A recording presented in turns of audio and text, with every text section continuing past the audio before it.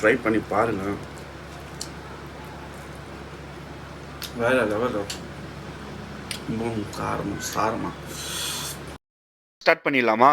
பேன்ல 2 ஏலக்காய், 2 துண்டு பட்டை, ஒரு 4 லவங்கம் போட்டு, ஆல்ரெடி பெரிய பெரிய கியூப்ஸா கட் பண்ணி வச்சு, மஞ்சத்தூள் போட்டு, அலசி வச்ச நம்ப பீஃப அது கூட போட்டுட்டு, கூடவே 2 ஸ்பூன் இஞ்சி பூண்டு பேஸ்ட்ட போட்டு, கொஞ்சம் தேவையான அளவு உப்ப போட்டு, கொஞ்சம் தண்ணி ஊத்தி, நம்ம கைய போட்டு பெசஞ்சு, மேல தாராளமா 4, 5 கருவேப்பிலை கிள்ளி போட்டு, குக்கர மூடிடலாம். மூடிட்டு ஸ்டவ்வ பத்த வச்சு, ஒரு 4லருந்து 5 விசில் விடுங்க. என்னோட குக்கருக்கு இப்படி, உங்களோட குக்கருக்கு ஏத்த மாரி நீங்க விசில வைங்க. அண்ட் முக்கியமானது பீஃப் வெந்திருக்கணும்.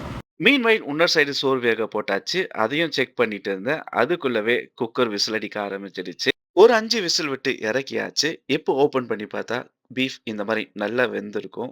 அகைன் ஸ்டவ் ஆன் பண்ணி, ஒரு தாராளமா ஒரு 2 ஸ்பூனு நல்லெண்ணெய விட்டு, நல்லா சுண்ட விடுவோம். சுண்ட விட்டுட்டு 10லருந்து 15 வரமிளகா போட்டுக்கலாம். உங்க காரத்துக்கு ஏத்த மாரி நீங்க போட்டுக்கங்க.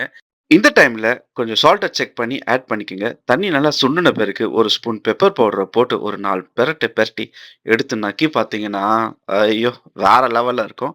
ஓகே. இப்ப ஸ்டவ் ஆஃப் பண்ண போறோம். ஆஃப் பண்ணும்போது 4 கொத்தமல்லி போட்டு ஆஃப் பண்ணி, நல்லா கிண்டி எடுத்தீங்கன்னா, இந்த மாரி ட்ரை ரோஸ்ட்டா இருக்கும். கூடவே கொஞ்சம் சோற போட்டு, அந்த நல்லா அதுல அந்த எண்ணெய் இருக்கும் தெரியுமா? அந்த எண்ணெய் கிரேவி எல்லாம் போட்டு எடுத்து, அதிலேயே பெரட்டி சாப்பிட்டீங்கன்னா, சும்மா வேற லெவல்ங்க. நீங்களும் இந்த மாரி ட்ரை பண்ணி பார்த்துட்டு எனக்கு சொல்லுங்க. இது எப்படி இருக்குன்னு கமெண்ட் பண்ணுங்க.